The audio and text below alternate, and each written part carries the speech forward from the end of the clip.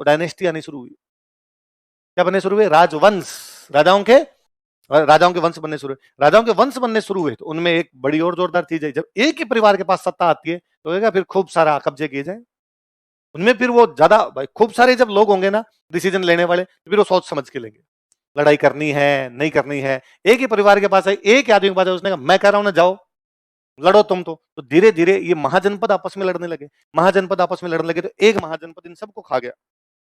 एक महाजनपद इन सब पे भारी पड़ा, वो था, वो कौन सा था? बिहार। मगध मतलब क्या हो गया? बिहार। ये क्यों भारी पड़ा भाई? इनके पास ऐसा क्या था कि ये भारी पड़े बाकी भारी नहीं पड़े? इनके पास बड़ी जोरदार चीज, बिहार के पास है झारखंड। बिहार के पास क्या है? झारखंड में था लोहा। क्या था? जिनके पास लोहा ज्यादा उनके हथियार अच्छे, जिनके पास लोहा अच्छा उनके पास हल अच्छे। तो खेती ज्यादा, हथियार ज्यादा, तो सिक्योरिटी भी हो रही है, इनकम भी बढ़ रही है, अपने आप में बढ़े हुए। दूसरा, बिहार के पास था उड़ीसा। उड़ीसा में मिलते थे बहुत अच्छे हाथी, तब लड़ाइयां किसकी होती? तीसरा, बिहार में जमीन थी पूरी समतल, नदियां आती गंगा जी, सोन। तो जहां मैदान होगा वहां खेती ज्यादा होगी, जहां नदियां होगी वहां खेती ज्यादा होगी, जहां लोहा होगा वहां हथियार अच्छे होंगे, जहां हाथी होंगे वहां युद्ध अच्छे होंगे। और क्या चाहिए आपको राज करने के लिए? तो एक महाजनपद बड़े तौर पर फेमस होता है, कौन सा था? और अपने वाले सबको भी कौन खा गया? मगध। और वहां पे अब नई नई डायनेस्टी आई, हर्यक डायनेस्टी, शिशुनाग डायनेस्टी, नंद डायनेस्टी, सब अलग अलग डायनेस्टी आई। बात समझ में? इसका मतलब ये वो टाइम है जब भारत प्रोस्परस हो रहा है, भारत बहुत ज्यादा है ना विकसित होता जा रहा है। कभी वो सिंधु घटी सभ्यता के टाइम में विकसित था और वो सभ्यता समाप्त होगी कांस्य काल में, अब वो विकसित होता जा रहा है इस टाइम। यही तो हुआ। जब आप विकसित होंगे तो लोग दूसरे भी तो अटैक करेंगे। क्या भारत में है क्या, बाहर लोग नहीं है क्या? इस बार अटैक हुआ इस महाजनपद के लास्ट में जाते जाते सिकंदर का। किसका अटैक हुआ? इससे बहुत पहले भारत पर जो पहला विदेशी आक्रमण किया था उस आदमी का नाम था डेरियस। क्या नाम था? ईरान का राजा। कहां का राजा? ईरान के राजा डेरियस ने कभी अटैक किया था अपने पे 515 बीसी के आसपास में। लेकिन उसके अटैक का ज्यादा कोई प्रभाव नहीं पड़ा और ऊपर वाले पाकिस्तान वाले साइड में कुछ इलाकों पे कब्जा करके वापस चला गया था। जो बड़ा अटैक जो हमें याद रहा, जिसका हम पर प्रभाव पड़ा, वो अटैक बाद में करता है सिकंदर। कौन करता है? 325-26 बीसी के आसपास में, या 324-25 बीसी के आसपास में मान लो, उसने अटैक किया अपने पर। सिकंदर ने जब अटैक किया था तो सिकंदर आ गया था व्यास नदी तक। कहां तक आ गया? व्यास नदी मतलब पंजाब। तो वो पंजाब में आ गया। जब वो पंजाब में आया, सिकंदर जब अटैक इस महाजनपद काल के एंड में जाते जाते, अपने यहां पर एक महाजनपद सबसे अधिक फल फूल रहा है, वो कौन सा था? मगध। कौन सा था? तो मगध वाले तो बैठे बिहार में, और मगध में जो डायनेस्टी, वो डायनेस्टी है नंद। कौन सी डायनेस्टी है? नंद डायनेस्टी के लोग बैठे हुए। सिकंदर अटैक करता है मान लो इस साइड के अंदर करता है, अपने पंजाब में। कहां पर अटैक करता है? पंजाब। पंजाब में उससे लड़ने वाली कुछ जातियां हैं। एक जाति है मालाऊ, एक जाति है सीवी, एक जाति है अर्जुनायन, एक कोई जाति है योद्धे। ये जातियां कहां पर है सारी की सारी? पंजाब। कहां पर है? पंजाब। कौन कौन सी? मालाऊ, सीरी, अर्जुनायन। इन तीनों से सिकंदर साफ साफ लड़ा। इनसे वो लड़ा तो नहीं था, पर इनका वर्णन करता है। अच्छा, सिकंदर का इतिहास हम इतना क्यों जानते हैं, डेरियस का नहीं जानते? सिकंदर के टाइम की हमारे पास जानकारियां ज्यादा है, जबकि उनके टाइम की दूसरों की जानकारी हमारे पास नहीं, क्योंकि सिकंदर अपने साथ इतिहासकार लाया था। सिकंदर क्या लाया था? तो उन्होंने लिखा है, हमारी हिस्ट्री को पहली बार को ढंग से लिख ही रहे थे तो सिकंदर के इतिहासकार लिख रहे थे। तो सिकंदर के इतिहासकारों ने लिखा है कि हमसे मिलने के लिए मालव आए थे, और मालव रंग में काले थे पर शरीर में बहुत लंबे चौड़े थे। जब वो हमसे मिलने के लिए आए थे तो हमारे लिए 300 घोड़े लाए थे, 1000 रथ लेके आए थे, बादाम लाए थे, अखरोट लाए थे, एक एक चीज मेंशन करके गए। कौन आया था उनका मिलने के लिए, कौन नहीं आया था। जैसे योद्धियों से नहीं लड़े वो, पर उन्होंने लिखा कि आगे चलने पर भारत की एक और वीर जाति रहती थी, नाम भी नहीं लिखा है। उस वीर जाति में इतने सदस्य हुआ करते थे, उनके पास इतने घोड़े थे, इतने हथियार थे, पर वो जिस इलाके के बारे में बता रहे हैं हम जानते हैं इस इलाके में तो योद्धे रहते थे। इसका मतलब सिकंदर की योद्धियों से लड़ाई तो नहीं हुई, पर वो उनके बारे में सुनता तो है, उनके बारे में जानता तो है। ये जातियां लड़ी, ये जातियां लड़ी तो वहां सिकंदर से हारी। सिकंदर से हार गई ये जातियां वहां पे, पर सिकंदर को बड़ा मुकाबला करना पड़ा। अब सिकंदर इन जातियों से लड़ता भिड़ता पहुंचा है व्यास नदी तक। कहां तक पहुंचा है? यहां तक आते आते उसके सैनिकों ने जवाब दे दिया। वो निकला था कि मैं पूरी दुनिया जीत लूंगा, लेकिन उसके सैनिकों ने कहा ना, जैसे ये मारे ना आगे वाले और मरेंगे। और अभी तो पार्टी शुरू हुई है, इनका मुख्य तो ये है, इनकी राजधानी है पाटलिपुत्र। कौन सी है? और उधर वाला राजा कह रहा है मैं सामने ही आ रहा हूं, तू वहीं रुक। जो सामने चला के आ रहा है तेरे लड़ने के लिए, तो कुछ तो दम होगा अगले में, मर जाएंगे सारे के सारे, वापस चलते हैं। तो सिकंदर इन इलाकों पे कब्जे करता है, और इन इलाकों पे कब्जे करके यहां से वापस चला जाता है ना। महाजनपद काल के एंड में जाते जाते भारत में कई चेंजेस आ रहे हैं। सिकंदर अटैक कर रहा है, पंजाब की कुछ जातियां हार रही है, वहां पर सिकंदर कब्जा कर रहा है, कब्जा करके सिकंदर वहां से वापस जा रहा है। यहाँ पर पाटलिपुत्र में, यहाँ पर डायनेस्टी कौन सी हमारे नंद, वो नंद डायनेस्टी भी कमजोर होती जा रही है, वो भी अब इतनी शक्तिशाली नहीं है जितनी शक्तिशाली थी। और इस कमजोरी का फायदा एक व्यक्ति उठाता है, चंद्रगुप्त मौर्य। कौन उठाता है? और चंद्रगुप्त मौर्य इन नंदों को खत्म करके एक नई डायनेस्टी लेके आ जाता है। कौन सी डायनेस्टी लेके आ जाता है?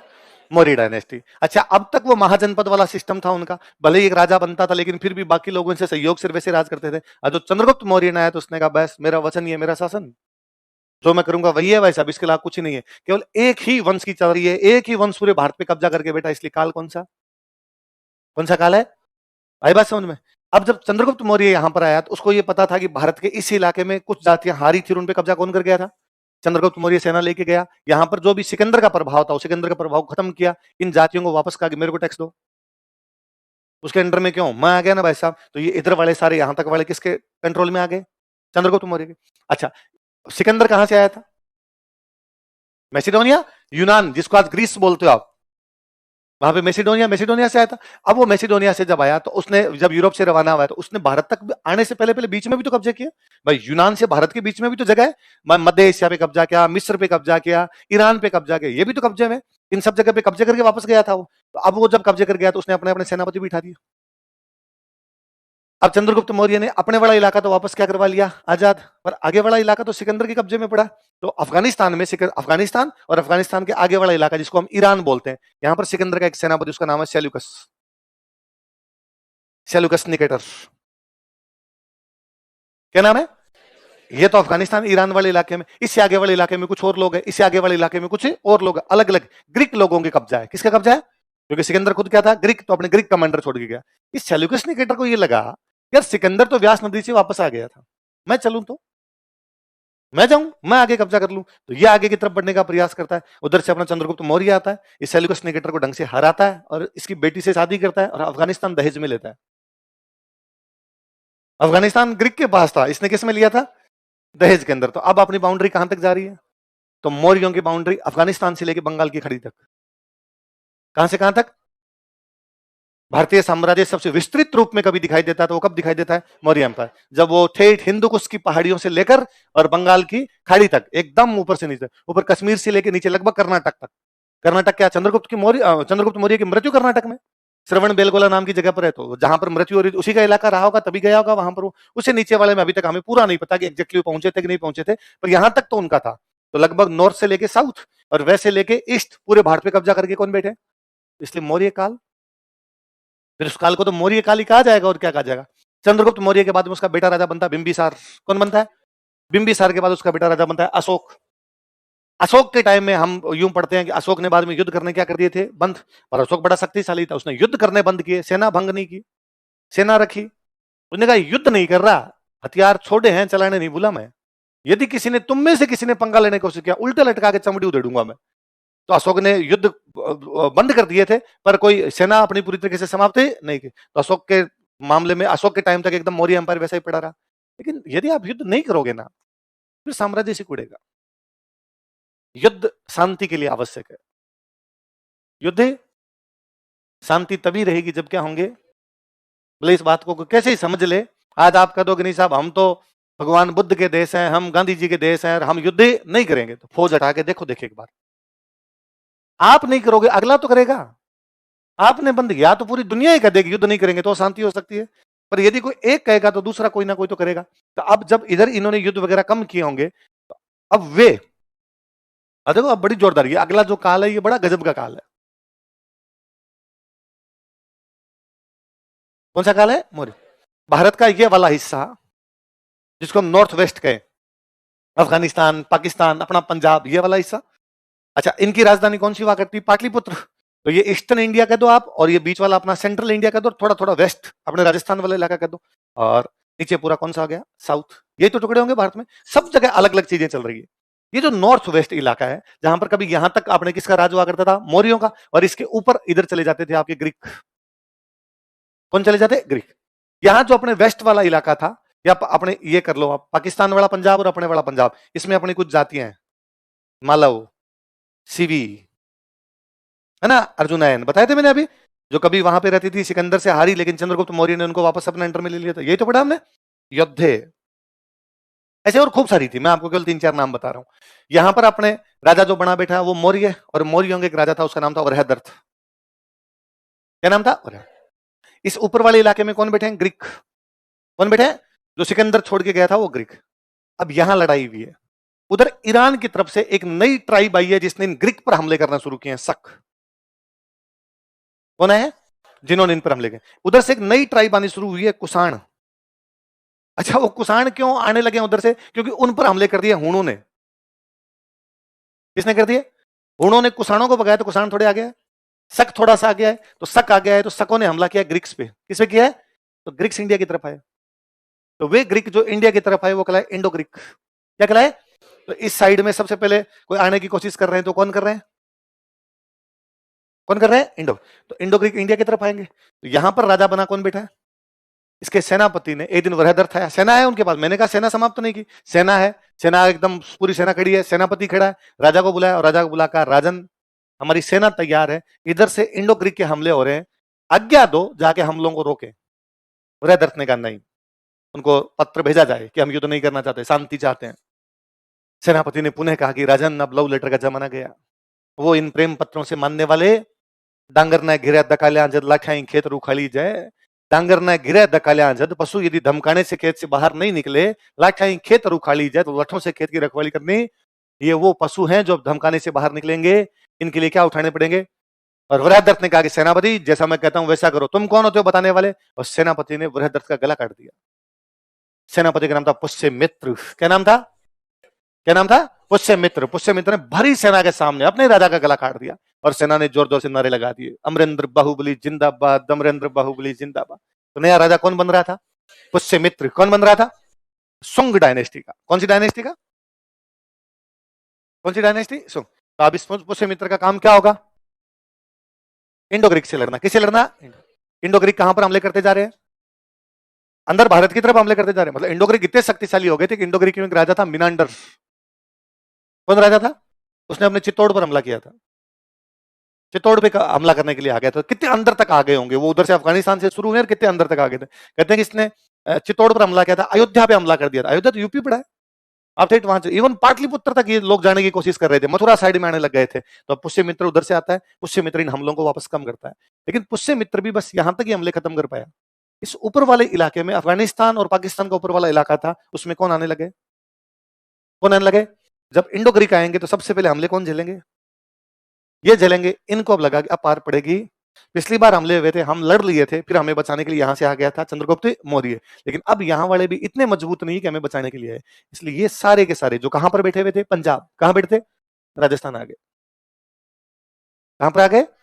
इंडो ग्रीक आक्रमण के बाद पंजाब में जब अव्यवस्था फैली, तो पंजाब की वे जातियां जो पहले ग्रीक और इंडो ग्रीक से लड़ रही थी, माइग्रेट करती है और किधर आती है?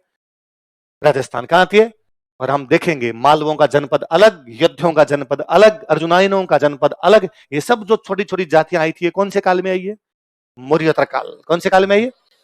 अच्छा, मैंने अभी बताया कि सुंग आ गए थे, पर सुंग भी इतने मजबूत नहीं थे, इतने मजबूत नहीं थे। इनकी जगह भी कोई दूसरा आएगा। इन सुंगों को हटा के यहां आगे कण्व है। कौन आ गए? थोड़े दिनों बाद इन कण्वों को रिप्लेस करके एक और आ रहे सातवाहन। कौन आ रहे थे? इसमें ईस्टर्न इंडिया में, सेंट्रल इंडिया में सुंग आए, कण्व आए, और बाद में कौन आ गए? सातवाहन। आप यूं कह दीजिए ये थोड़े से सेंट्रल में थे और थोड़े जा रहे थे साउथ की तरफ। तो सेंट्रल और साउथ की तरफ एक नई डायनेस्टी कौन सी आ रही थी? सातवां। और साउथ में कुछ लोग और नए थे, चेर, चोल, पांडे। कौन कौन आ रहे थे? अलग अलग। थोड़ा चेर नीचे की तरफ थे, केरल की तरफ थे, पर ये तीन बड़े आ रहे हैं, चेर आ रहे हैं, चोल आ रहे हैं और पांडे। अब साउथ में तो कौन है? चेर, चोल, पांडे। सेंटर में और ईस्ट में कौन कौन है? सुंग, कण्व, सातवां। उधर वेस्ट ईस्ट में कौन आ रहे हैं? Indo Greek. फिर इंडो ग्रीक के पीछे पीछे कौन है? शक। और शकों के पीछे पीछे, मतलब भारत का वेस्टर्न बॉर्डर फॉरेन अटैक का सामना कर रहा है। फॉरेन अटैक की वजह से पंजाब की कुछ ट्राइब राजस्थान की तरफ माइग्रेट होती जा रही है। ईस्टर्न और सेंट्रल इंडिया के अंदर जो हमारी सेंट्रल पावर हुआ करती थी, वो पावर लगातार एक दूसरे को रिप्लेस करती जा रही है। साउथ इंडिया में तीन नई पावर आ रही है, चेर, चोल और पांडे। पूरे भारत में अलग अलग लोग। क्या आप किसी एक के नाम पे काल का नाम दे सकते हैं? इसका नाम क्या है? मौर्यों के बाद का काल। क्या नाम है इसका? मौर्यों के बाद जब भारत टूट गया, भारत डिसइंटीग्रेट हो गया, भारत में अलग अलग लोग आने लग गए, इसलिए हमने उसका नाम क्या दे दिया है? तो इस मौर्योत्तर काल में हम क्या क्या पढ़ेंगे? हम ये भी पढ़ेंगे कि राजस्थान में जातियां कैसे कैसे आई, हम ये भी पढ़ेंगे कि वो जो इंडो ग्रीक अटैक हुए क्या उनका असर हम पर पड़ा, क्या हम ये भी पढ़ेंगे कि जो शक और कुषाण आए क्या इनका असर हम पर पड़ा। आई बात समझे भाई? सातवाहनों के उनके असर भी देखेंगे, कण्वों का क्या पड़ा, शकों का क्या पड़ा, वो सारी बातें देखेंगे कि अलग अलग सेंटर ऊपर वाली तरफ 3 अलग इंडो ग्रीक, शक और कुषाण, राजस्थान में 3 अलग मालव, सिवी, अर्जुनायन, इधर आपके सेंटर में 3 अलग सुंग, कण्व, सातवाहन, साउथ में 3 अलग चेर, चोल, पांडे। उनका असर तो अपने पे कम पड़ेगा, चेर, चोल, पांडे साउथ वाले तो अपने क्यों आएंगे, पर बाकी सबका असर तो हम पर पड़ेगा ना, वो मौर्योत्तर काल है। आगे बात समझे, सब अलग अलग अपनी अपनी मर्जी से राज करते जा रहे हैं। फिर एक नई डायनेस्टी आती है गुप्त, कौन सी आती है? जो इन सबको हरा के अपने अंडर में लेती है। वो आते हैं और वो कहते हैं इन सबको कहते हैं टैक्स दो, इंडो ग्रीक, शक और कुषाणों, वो इन सबको कहते हैं टैक्स दो, मालवों को, सीवियों को, योद्धियों को, वो इनको कहते हैं तुम तो मरी जाओ, तुम जिंदा रह के क्या करोगे, वो इन सबको कहते हैं टैक्स दो। इवन वो श्रीलंका से टैक्स मांगते हैं, वो इंडोनेशिया तक जा रहे थे। अब पूरे भारत में पुनः एक डायनेस्टी आ रही थी गुप्त, कौन सी आ रही थी? इसलिए उस काल का नाम। आगे बात समझ में? वही एक वंश लगातार कई साल तक राज करेगा, कई वर्षों तक, कई पीढ़ियों तक राज करेगा, फिर बीच में 2-4 बेलखड़े आएंगे। एक तो वो कारण है राजा अयोग्य आएंगे, दूसरा जब राजा अयोग्य आएंगे तब बॉर्डर से हमले होंगे। इन सबको इधर से रिप्लेस कौन कर रहे थे? वो इधर वाले इलाके में बैठे थे, जब इधर वाले कमजोर पड़े तो वो अंदर ही आ गए। इंडो सैसेनियन सिखों के ढेरों के साथ भारत में कौन घुस रहे थे? हुण घुस रहे थे। गुप्त कमजोर हो रहे थे, हुणों के आक्रमण होते जा रहे थे, पुनः भारत एक बार टूटा है। अगले काल का नाम क्या है? गुप्तोत्तर काल। क्या नाम है? नए नए छोटे छोटे वंश आते जा रहे हैं, अलग अलग वंश आते हैं। गुप्तों के बाद में वंश आए, गुप्तों के बाद में, बाद को बोलते हैं उत्तर, इसलिए नाम क्या हो गया? वो जो गुप्तों के बाद में जो नई नई डायनेस्टी आई उनमें 3 बड़ी डायनेस्टी आई, प्रतिहार, पाल और राष्ट्रकूट। कौन कौन बताओ? कौन कौन? कितनी डायनेस्टी है? इसलिए त्रिपक्षीय संघर्ष, इसलिए क्या कहलाया?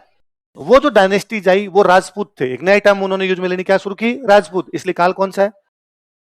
इसके बाद में मुसलमान आ गए थे, तो ये मुसलमानों के आने से पहले की बात है। मुसलमान आ गए थे उसको बोलते हैं मध्यकाल। क्या बोलते हैं? तो ये मुसलमानों के आने से पहले हैं, इसलिए क्या कह दिया? Pre medieval. गुप्तों के बाद गुप्तोत्तर, मुसलमानों से पहले पूर्व मध्यकाल। 3 बड़े लोग लड़े त्रिपक्षीय संघर्ष का, वो राजपूत थे। आगे बात सुन, और फिर जब मुसलमान आ गए पूर्व मध्यकाल के बाद मुसलमान आ जाएंगे तो वो कौन सा आ जाएगा? मध्यकाल। पर हमें तो प्राचीन ही पढ़ना है, बोले बड़ी सारी बात समझ में आएगा कौन कौन सा किधर किधर से क्या क्या हो रहा था। आई समझ में? अब थोड़ा सा लिख लेते हैं। पहला काल कौन सा लिखा हमने? पाषाण काल। पाषाण काल मतलब जब पत्थरों का प्रयोग करता था। तो उन लोगों के बारे में जानने का क्या सोर्स हो सकता है हमारे पास? क्या किताबें मिली है उनकी? कोई बुक्स लिख के गए थे? कोई नोटबुक उन्होंने लिखी होगी, आज मार लाया एक पशु में? नहीं है ऐसी कोई बुक उनकी। तो उनकी क्या खुदाई करनी पड़ेगी? ये जो खुदाई वाला काम, आर्कियोलॉजी, उनके बारे में तो आर्कियोलॉजिकली हो सकता है। 3 पढ़े हमने, आर्कियोलॉजिकल, लिटरेरी और आर्काइवल। तो आर्काइवल तो उनका नहीं होगा, डॉक्यूमेंट्स तो बनाए नहीं, लिटरेरी नहीं होगा, किताबें तो उन्होंने लिखी नहीं, तो क्या हो सकता है? आर्कियोलॉजिकल। आर्कियोलॉजिकल क्या हो सकता है? कोई पेंटिंग बना गए हो, कोई मूर्ति पुरानी उनकी मिल मिला जाए अपने को, पुरानी उनकी कोई बिल्डिंग मिल मिला जाए, खुदाई करना, वो भी किस में मिल जाए? खुदाई। ये जो खुदाई का काम था भारत में, ये शुरू करने वाला आदमी था अलेक्जेंडर कनिंघम।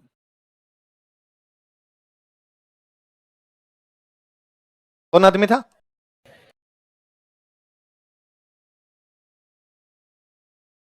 तो भारत में फादर ऑफ आर्कियोलॉजी यदि किसी बंदे को कहा जाता तो वो कौन था? पुरातत्व का जनक जिसे कहा जाता है वो कौन था? Alexander Cunningham. लिखो, अलेक्जेंडर कनिंघम भारत में पुरातत्व का जनक था। इस सीए हैकेट को 1870 में, कब की बात है? 2 जगह से, एक तो जयपुर से और एक बूंदी में एक जगह पड़ती है इंद्रगढ़। कौन कौन सी 2 जगह बताओ देखे? जयपुर और इंद्रगढ़। यहां से उसको पत्थर की कुल्हाड़ी मिली। पत्थर की क्या मिली? Hand axe. क्या बोलते हैं उसको? हैंड का मतलब हाथ, एक्स का मतलब कुल्हाड़ी, हाथ में पकड़ के चलाई जाने वाली कुल्हाड़ी। किसकी बनी हुई? किसकी बनी हुई? पत्थर। तो उसने कोई एक लंबा पत्थर लिया, लंबा पत्थर लेके आगे वाले को तो तीखा कर लिया, पीछे वाले को पतला कर लिया पकड़ने के लिए। वैसे ही उसकी कुल्हाड़ियां मिली। तो हैंड एक्स मिले कहां कहां से? इंद्रगढ़ कहां पड़ता है? कब मिले? किसको मिले? लिखो, 1870 ईस्वी में, इन 1870 एडी, सीए हैकेट को, सीए हैकेट को जयपुर तथा इंद्रगढ़ से हस्तकुठार प्राप्त हुई थी। हिंदी में हैंडेक्स को बोलते हैं हस्तकुठार। जयपुर तथा इंद्रगढ़ से हस्तकुठार प्राप्त हुई थी। Collected handaxes from Jaipur and Indragarh. Indragarh Bundi में, जयपुर तथा इंद्रगढ़ से हस्तकुठार प्राप्त हुई थी। Collected hand axe from Jaipur and Indragarh. Jaipur तथा इंद्रगढ़ से हस्त कुठार प्राप्त हुई थी। Collected hand axe from Jaipur and Indragarh. Jaipur तथा इंद्रगढ़ से क्या प्राप्त हुई थी? अब ऐसी कुछ चीजें एक व्यक्ति को और मिली, उस व्यक्ति का नाम है सेटनकार। क्या नाम है? और इसको ऐसी चीजें मिली थी झालावाड़ से। कहां से मिली? ऐसे ही पत्थर की कुछ चीजें कहां से मिलती है? झालावाड़। एक मैडम हो रही है अपने यहाँ पे, बी आलचीन। क्या नाम था मैडम का? और मैडम बी आलचीन को ऐसी कुछ चीजें मिलती है जालोर से। तो पत्थर की कुछ चीजें सेटनकार को मिलती है कहां से? झालावाड़। पत्थर की कुछ चीजें मैडम बी आलचीन को कहां से मिलती है? देखो, सेटनकार को पाषाण उपकरण झालावाड़ से प्राप्त हुए थे। हथियार सबसे अधिक कहीं से मिले तो चित्तौड़गढ़। कहां से मिले? इसका मतलब चित्तौड़गढ़ के आसपास में इनका कोई कारखाना रहा होगा। हो सकता है कोई अच्छे लोग बनाने वाले रहे हो। भाई जब हथियार ही बनाने हैं तो फिर हो सकता है बनाने वालों का ग्रुप बन गए। भाई लोहार हुए, लोहे के हथियार बनाने वाले लोहार हुए, तो क्या पता पत्थर के हथियार बनाने वाले भी कोई रहे हो। आज भी तो अपने को मान लो लोहे की कोई चीज चाहिए तो वहीं जाएंगे ना जो लोहे की चीज बनाता है। तो हो सकता है तब लोग चित्तौड़गढ़ के आस नदियों के पास रहते थे, जो चित्तौड़गढ़ के आसपास गए होंगे साहब ये फलानी जगह अच्छे बनाते हैं, इनसे लेके आ जाए। तो अधिक मात्रा में हथियार कहां से मिलते हैं? देखो